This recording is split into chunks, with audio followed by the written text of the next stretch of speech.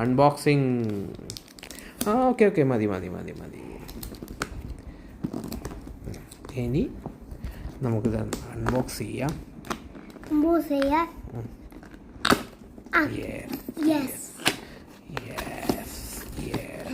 എടുത്തോ,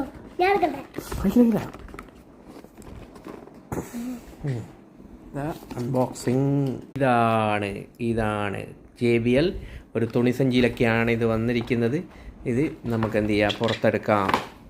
ഇതാ കീറിപ്പോലെ പുറത്തെടുക്കാം. ഓക്കെ മെല്ലെ.